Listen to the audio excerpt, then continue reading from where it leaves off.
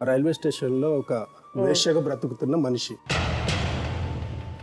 అడవులలో గుట్టలలో ఒర్రెలలో వాగులలో తప్పు చేసుకుంటూ తిరగడం. నేను బావిలో దూకినమ్మా, గన్నేరుకాయలు తాగిన,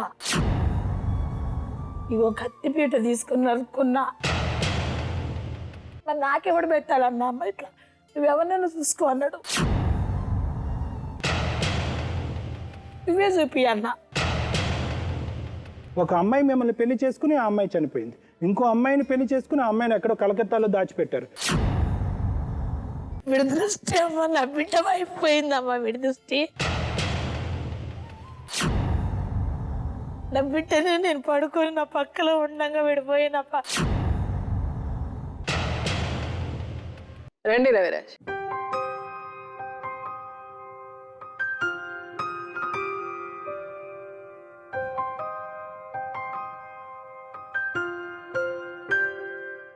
నా పేరు Reniguntla Ravirajamma. Renigunta Raviraj, son of RP రాజు.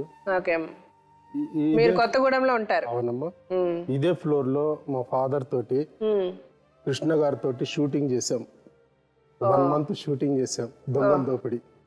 అంటే మీరు ప్రొడ్యూస్ చేశారా సినిమా? లేదమ్మా, యాక్టింగ్ చేసాం. యాక్టింగ్ చేశారా? ఆర్పి రాజు. సరే. అయితే అక్కయ్య చనిపోయింది, అన్నయ్య చనిపోయిండు, నాన్నయ్య చనిపోయిండు, ముగ్గురు చనిపోయారు. అక్క, అన్నయ్య, నాన్న ముగ్గురు చనిపోయారు. రేణిగుంట్ల వంశంలో నేను ఒక్కడిని మిగిలి ఉన్నా, నాకు పిల్లలు లేరు. అయితే నేను హైదరాబాద్ నుంచి కొత్తగూడెం వెళ్ళాక ఒక పాన్ షాప్ అక్కడ మా అన్నయ్యది ఉండేదని, ఆ పాన్ షాప్ నడిపించుకుంటూ మేము బ్రతుకుతున్నాం అక్కడ. అయితే అక్కడ ముజ్జు అని ఒక ఫ్రెండ్, అంటే నేను మార్షల్ ఆర్ట్స్ లో ఒక 40 మందికి స్టూడెంట్స్కి అక్కడ క్లాస్ ఇచ్చేవాడిని. ఈ పాన్ షాప్ లోకి వచ్చా నేను. వచ్చి ఆ పాన్ షాప్ నైట్ మెయింటైన్ చేస్తున్న సమయంలో, అప్పుడు మీ వయసు ఎంత రవిరాజు గారు? అమ్మ 18 సంవత్సరాలు ఉంటాయి. ఒకరోజు మా ఫ్రెండ్ వచ్చి, మాకు ఒక ఫ్రెండ్ ఉంది, గర్ల్ ఫ్రెండ్ ఉంది, ఆమె దగ్గరికి ఒకసారి వెళ్ళి మాట్లాడొద్దారా అంటే మామూలుగా క్యాజువల్గా వెళ్ళాం మేము. నాగేశ్వరి టాకీస్ అని ఉంటుంది అక్కడ బాబుకెంపు దగ్గర. అది సెకండ్ షో ఎండింగ్. అప్పుడు ఆ అబ్బాయి ఒక ఆమెతో మాట్లాడుతున్నాడు. అంటే నా జీవితంలో ఫస్ట్ ఆమె దగ్గరికి వెళ్ళడం, చూడడం, ఫ్రెండ్ ఏదో సంథింగ్ ఏదో మరి. అయితే అక్కడ నుంచి ఆమె వెళ్తూ ఉంటే ఆమె వెనుక చాలా మంది వెళ్తున్నారు, అంటే మగవాళ్ళు. ఇట్లాగా బర్లీ ఫిట్ వెళ్ళిపోయింది. వాళ్ళతోటి మేమిద్దరం కూడా వెళ్ళిపోయాం, నా ఫ్రెండ్ ఆమెతో వెళ్ళిపోయాం. వెళ్ళిపోయినాక అక్కడ వాళ్ళిద్దరు ఏదో మాట్లాడుకున్నారు. ఆ తర్వాత వచ్చేస్తే అట్లాంటి విషయాలు నేను ఫస్ట్ వింటున్నవి ఆ రోజు. అక్కడ నుంచి మళ్ళీ పాన్ షాప్కి వచ్చేసి, నైట్ పాన్ షాప్ అమ్మ అది. 1:30, 2 o'clock ఎవరైతే ఈ అమ్మాయిని పరిచయం చేశాడో ఆమె మళ్ళీ అక్కడికి వచ్చేసింది. అమ్మాయితో వచ్చాడా? అమ్మాయి వచ్చింది. మేము వచ్చేసి ఆ అబ్బాయి, నేనేమో పాన్ షాప్ మెయింటైన్ చేస్తున్నా. మామూలుగా మాట్లాడుకున్నారు, సంథింగ్ వెళ్ళారు పక్కకి. ఆ తర్వాత నన్ను పిలిచారు. అయితే నా జీవితంలో మొదటిసారి ఆమెతోటి నేను తప్పు చేయడానికి ఆ రోజు అంగీకరించి తప్పు చేశాను. నేను రైల్వే స్టేషన్లో ఒక వేశ్యగా బ్రతుకుతున్న మనిషి.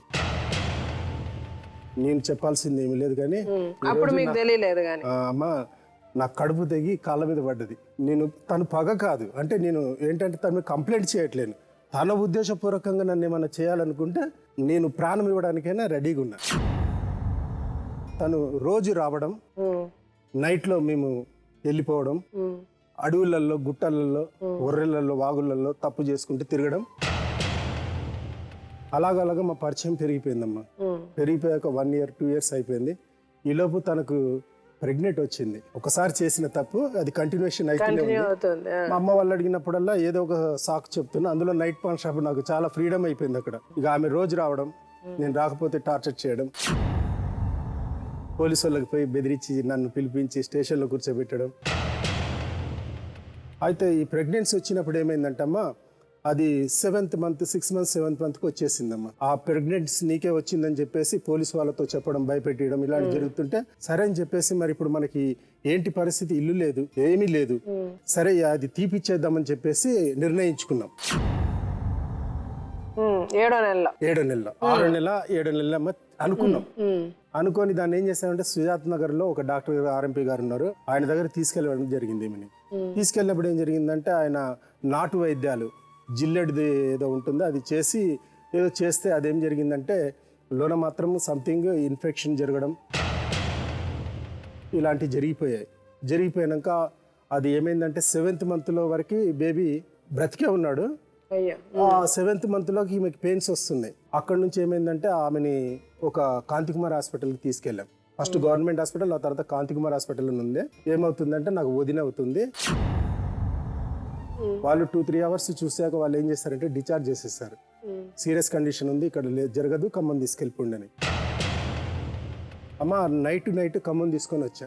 వచ్చినప్పుడు ఏం జరిగింది, రాత్రి 1 గంట అవుతుంది. డోర్నకాలు రాకముందు అబార్షన్ అయిపోయిందమ్మా. ఆమెను తీసుకెళ్లి బాత్రూమ్ దగ్గర కూర్చోబెట్టాను. అక్కడ నుంచి ఏమైందంటే అబార్షన్ అయిపోయింది. పిల్లోడు పుట్టేశాడు, కదులుతున్నాడు.